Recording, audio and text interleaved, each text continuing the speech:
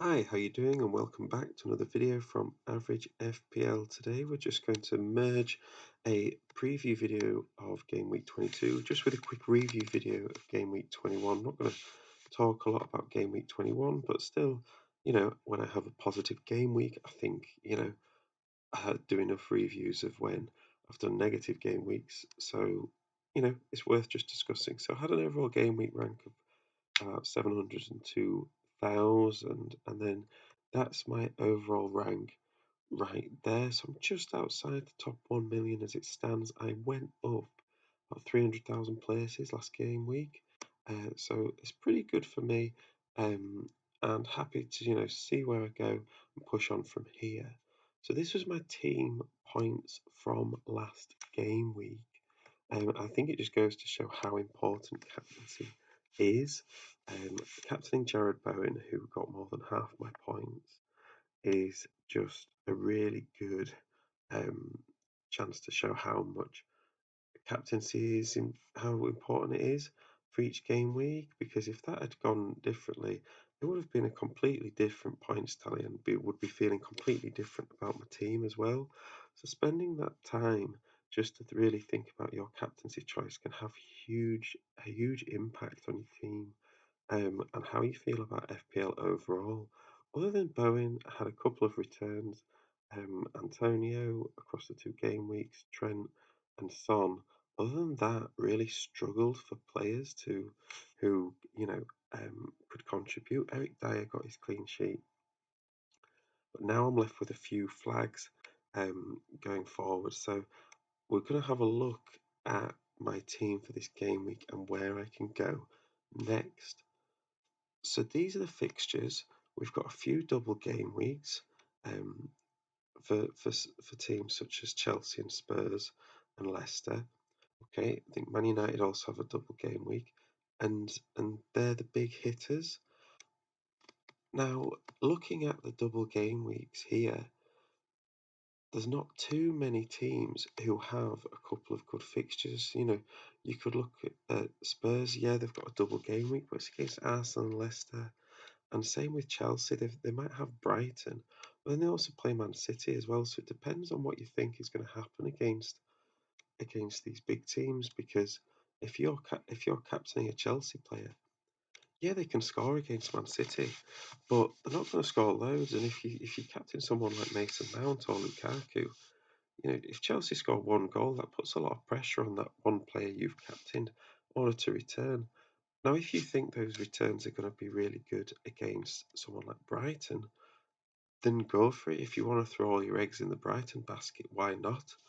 But, you know, looking at that, it's a real question for me this week as to whether you captain someone with a single game week fixture against, you could captain maybe Calvert-Lewin against Norwich. Um, and then, if you captain him, take your chances with the one game week. Really, you should always captain someone with a double game week just because it gives you, even if they blank, you've got 4 points rather than 2 points if you're the captain with one fixture blanks. So, with that in mind, we'll look at the different captaincy options moving forward. Now, my team for this game week looks like this. Now, the flag has actually come off of Trent. I've still got flags on Dyer, Smith Rowe, and Son, but having Trent available now really solves the headache because Brentford at home is a good fixture for Liverpool. I've got one free transfer and I've got 1.5 million left in the bank. I also have Pookie on the bench who could come in if somebody doesn't play, which is great.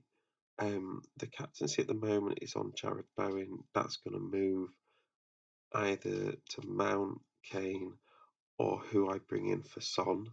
I do feel the value in a double game week. Now, someone like Trent could definitely outscore someone like Mason Mount, in half the matches. And same with Bowen with Leeds at home. That's a great fixture for West Ham players as well. And a lot of people will have had them in um, for that double game week. It really just counts as to whether you brought them in on a free hit or whether you brought them in on a wild card. um, or transfer as to whether what you're going to do with them moving forwards. Um, Son's injured, got a muscle injury, and it actually takes him out until the 10th of February, which is when the players such as Sadio Mane, Mo Salah, Mendy, they come back from Africa Cup of Nations. So you've got to think if you were going to take out a player like when I took out Salah because he's out until then I've also got to do the same with Son, which is a real shame because Spurs is having all these double game weeks to make up for. Um, those we were really thinking, oh, this is such a good chance to get some points, having all these players with double game weeks coming up. And now I'm also thinking, how does this affect Kane? Because yeah, Kane's going to be the main guy. He's going to get penalties, but Son's really the link between you know defense and attack, and he brings that energy and the pace with the running, and he provides more opportunities for Kane. And having better players on the pitch as well, not only does Son provide opportunities for Kane, but he also takes attention away from Kane. So not having Son on the pitch, I'd be really interested in this double game week as to how Kane does, especially against more challenging teams like someone that's in form like Arsenal and someone that's got a proven record over the recent seasons in Leicester. Um, so we're going to have a little look now at who to bring in for Son. Now, I've got a few different options that I'm thinking of. You might be looking at this and saying, you shouldn't be going for any of these. You should be going for this person. Or from my options, who would you take? So the first option we're looking at is Kevin De Bruyne. Now, KDB is a bit annoying for me. I had him in earlier in the season, thought he was a great option, before he got injured. Now, he's actually 0.1 million out of my price range for Son, so it would require taking a hit in points, 4-point hit. Now, I'd be interested to know if anyone thinks that that's worth that. I am not a fan of taking 4-point hits. KDB also doesn't have a double game week. He's got a difficult game week against Chelsea, but his fixtures after that work really well. So he might not be a choice for this game week, but then maybe next game week he's someone I seriously consider getting in.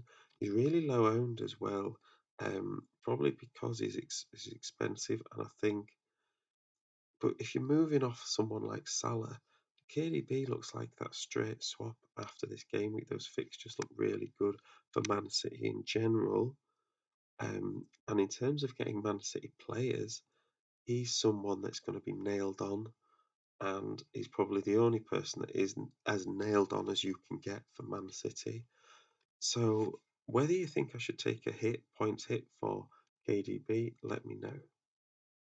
So the next player I'm looking at is Bruno Fernandez.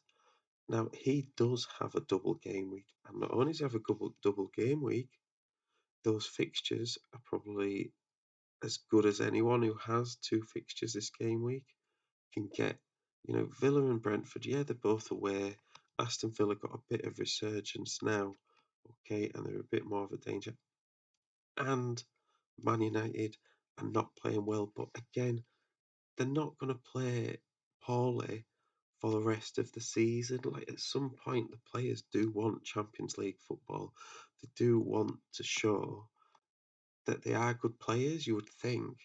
There's a lot going on at Man United, but Bruno Fernandes is going to play at least, and like we said earlier, he's got double the chance of scoring points as most players. So he's the person I'm probably leaning to the most. He is also quite low owned in fantasy league terms, in terms of being 16.3%. I'd say that's more middle owned, but a lot of these owners will have got him in from the beginning and they've stopped playing. I'd be interested to see how many owners are actively playing now and are maybe in the top 1 million have Bruno Fernandes in their team. It's definitely risky. I'm not saying it's definitely going to work well. But right now, I think he's the person I'm leaning to the most. James Maddison is probably up there with Bruno in terms of who I could get in, mainly because of this double game week. Now, it's a lot more bold in terms of overall players to go with Maddison because you look at the price difference and you think, oh, Bruno's so much more expensive. He's got to be worth that. He's a premium player. But Maddison's playing well and he's scoring points. And he's got that double game week, Burnley away, Tottenham at home. Tottenham are going to be a bit of a difficult game, but that Burnley game is the one you lump onto and hope for the best. He'll also get, points just like Bruno, extra point for goals, extra point for clean sheets. So he's definitely worth if you got him in captaining him.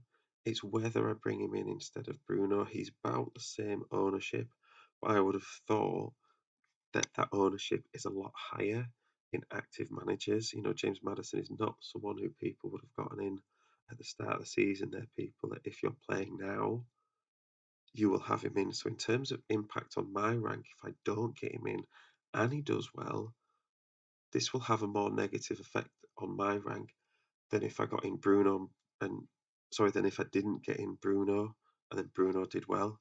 Because those players, they're not actively playing, so they're probably lower down the leagues. Madison's got okay fixtures. I think that Liverpool and West Ham in a couple of weeks don't look great. But then with COVID, you've got to address the immediate problems and how does this game week look? Because, like we saw, I think it was with the Everton game in the last game week, your second fixture can get postponed anyway. Just because you've got a double game week now doesn't mean that game's going to still stand when that fixture rolls around. You can keep guessing forever with the COVID situation, and you've got to deal with the immediate problems now. So James Maddison is a real potential for me, and it's probably between him and Bruno. The last player we're going to look at is going to be Diogo Jota. Now I've put him in really because those fixtures look great. He's not got a double game week coming up, and after game week 26, he's got a blank. But in the meantime, those fixtures are that good. What I'm maybe leaning towards is getting someone like Maddison or Bruno in now, and then after the double game week, getting Jota in, because I'd be interested to see how he plays for a bit more without Salah and Mane, whether he's going to turn into that main option or whether Liverpool are going to struggle to score goals. I think will be interesting to see. That ownership as well makes me think, you know, if he scores, a lot of people are going to get points for him. And, you know, moving off of Salah and Mane, I think he was a good option to move on to. Um, so, yeah, let me know what you think about these players that I can bring in because I've got to get Son out. I've got to do it soon. The deadline for the game week is tonight at 6:30, I think, on Friday.